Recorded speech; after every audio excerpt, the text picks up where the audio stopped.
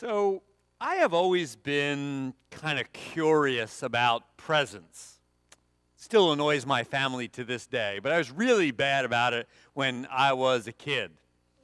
We had a rule on Christmas morning that you were not allowed to open any presents until everyone was gathered and you could see each other open the presents. But the rule did not include feeling and shaking and trying to figure out what a present was without actually opening it.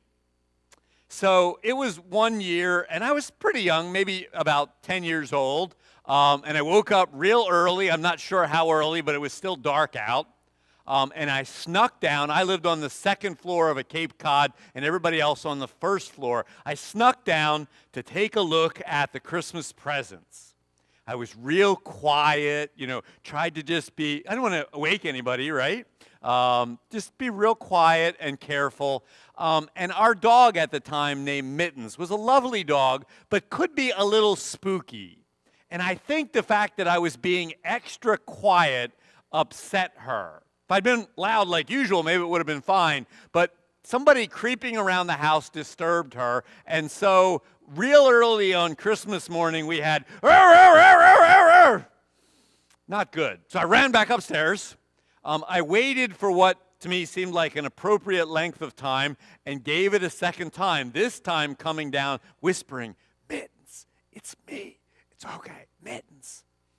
I got down into the kitchen to find my father standing in his underwear waiting for me. That is not a Christmas present you want, my father standing in his underwear.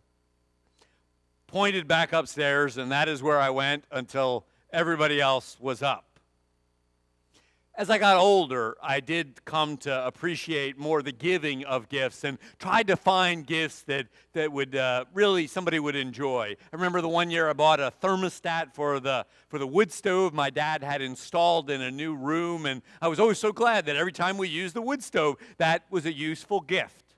Or when Carolyn and I were dating, I went out and found her a dress. I have much more respect, ladies, for what that process is like, but I tried to find something that she would really like.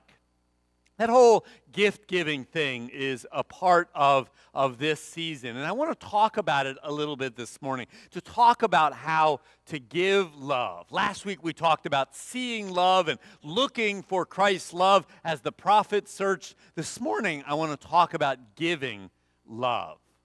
Now, when you think about the gift-giving part of Christmas, it goes right back to the story. Interesting that someone who would not call themselves a Christian or maybe not even a person of faith at all still gives gifts, reminding us of the gift of the Christ child, to which the wise men responded by giving gifts in turn. It is why we give gifts at this time of the year, because of the wise men. I want to think about their gift a little bit, and I want to read you the Christmas story of the wise men. I fully know, by the way, that I am going out of order here. If I was to tell this in the right place, it would be after Christmas we would read this story, but you will be done your gift buying by that time. So I wanted to interject some thinking into your gifting and giving of presents. So let me read this story that reminds us of why we give gifts. From the Gospel of Matthew, the 2nd chapter, we hear that in the time of King Herod, grounds us in history, after Jesus was born in Bethlehem of Judea, wise men from the east came to Jerusalem, asking, "Where is the child who has been born King of the Jews? For we observed his star at its rising." We don't know exactly what this star was, what they were able to discern, but they were educated enough to see, even in the skies, the gift of Jesus. And we have come to pay him homage. When King Herod heard this, he was frightened, and all Jerusalem with him. Herod was a jealous man and power hungry, and hence why Scripture tells us that he was upset. And calling together all the chief priests and the scribes of the people, he inquired of them where the Messiah was to be born. they told him, according to the prophecies of old, in Bethlehem of Judea, for so it has been written by the prophet. And you, Bethlehem, in the land of Judah, are by no means least among the rulers of Judah. For from you shall come a ruler who is to shepherd my people Israel. Then Herod secretly called for the wise men and learned from them the exact time where the star had appeared. Then he sent them to Jerusalem, saying, "Go and search diligently for the child, and when they have found him, bring me word so that I may also go and pay him homage." When a jealous king tells you that, don't trust it. When they had heard the king, they set out, and there ahead of him went to the star that they had seen at its rising, until it stopped over the place where the child was. When they saw that the star had stopped, they were overwhelmed with joy. On entering the house, they saw the child with Mary, his mother, and they knelt down and paid him homage. Then opening their treasure chest, they offered him gifts of gold and frankincense, a perfume, and myrrh, a spice used at burial. And having been warned in a dream not to return to Herod, they left for their own country by another road. This is why we give gifts, because the wise men responded to the gift of the Christ child by giving gifts in turn. I want to have us think a little bit about our gift giving and how we can give love at this time of year in reflection to what we have been given. So when we think about give love, we have the opportunity to give love that brings joy. We can bring some joy to people in our gift giving. A couple good years ago was the first Christmas that we celebrated without my father-in-law. And my father-in-law loved Christmas. It was not Christmas Day unless he cried at least once or twice each Christmas. But he passed away that fall, and so that was a hard Christmas. And my sister that year gave us this strangely shaped box, and we opened it, and inside were numerous marshmallow blowguns. And the note that she put inside said, I thought that you probably would need a little bit of joy and fun and laughter on this particular Christmas. It was a silly gift, and we did run around shooting marshmallows at each other. She was giving the gift of joy. My wife's grandmother had an interesting sense of humor, and so when we were yet dating, I used to give her Chippendale calendars because I knew that it would delight this 80-year-old lady.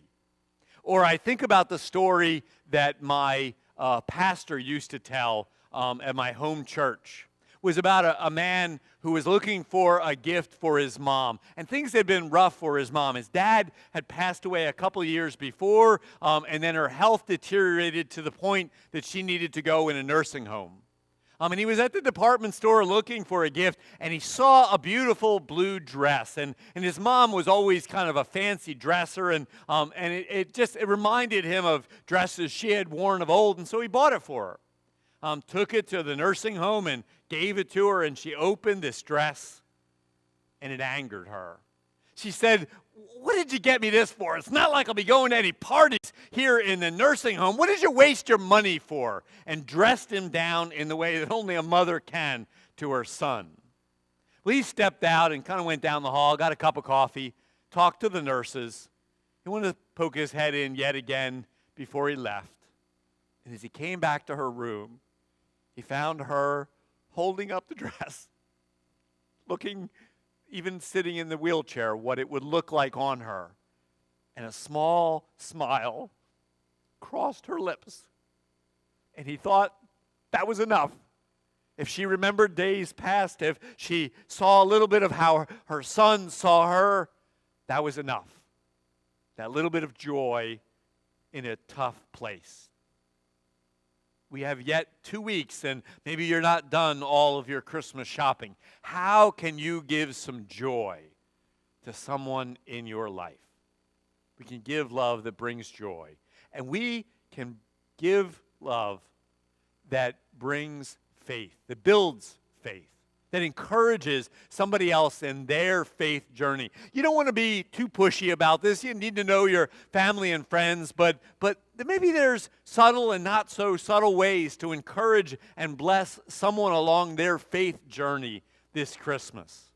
I have often bought Bibles, especially for somebody that I'm mentoring or working with. I'll go and buy them a good study Bible to encourage them and help them along their faith journey. Or years ago, I came across this series of books that I just thought were wonderful. It was called Joshua, and it imagined what it would be like if Jesus came back and lived in our day. And then there were a series of them, Joshua in the Holy Land, Joshua in the city. And when those books would come out, I would buy them and give them to family and friends to encourage them along their faith journey. When I had the opportunity to visit the Holy Land, I bought up a whole bunch of nativity scenes carved out of olive wood and gave them away to family and friends and my previous congregation to encourage them with a gift from the Holy Land at this time of year. You can think about how you can give those gifts that will bless and encourage to build someone's faith up at this time of year. And we can give love as well to bless others, to help people who are in need. We would have to recognize that at this time of year, we often give gifts to folks who really don't need anything at all. And yet there are people in our nation and in our world who suffer for lack of food or medicine, or in parts of the world for clean water. And it is somewhat inappropriate to think about giving a gift to someone that doesn't need it at all when others die for the lack of simple gifts. We came across this idea and this movement, Advent Conspiracy, or whatever title you want to give it, a number of years ago, and we started to change our gift giving.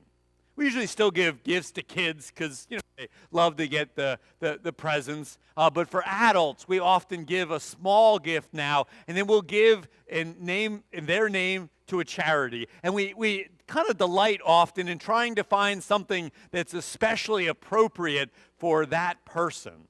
So my sister-in-law was called up in the Air Force Reserves for Operation Desert Storm, left her young family to go and serve. And so that year, our gift to my brother-in-law's family was to the USO, just to kind of commemorate the service that my sister-in-law Trish was giving. Or my dad has always been a great fisherman. And so one year, we bought a fish pond in a third world country, kind of in a way that would connect and would mean something to him, but to bless others. Or my dad's second wife is from the Philippines, and when there was a major typhoon and all kinds of destruction there, we gave for the reconstruction in the Philippines. Oftentimes, these gifts have meant even more to folks, knowing that we gave it to a charity that was important to them. Or my grandfather passed away of brain cancer. And so to my grandmother, the gift was to the American Cancer Foundation. And that delighted her more than I think any little piece of whatever that she would have put on a shelf and started to collect dust. We have this opportunity to give love that blesses others in honor of those in our lives. Those wise men knew that they needed to respond to the gift that God had given us, and so took along those gifts of gold and frankincense and myrrh. And in our giving and our sharing this Christmas, we have the opportunity to reflect that same love of God as well.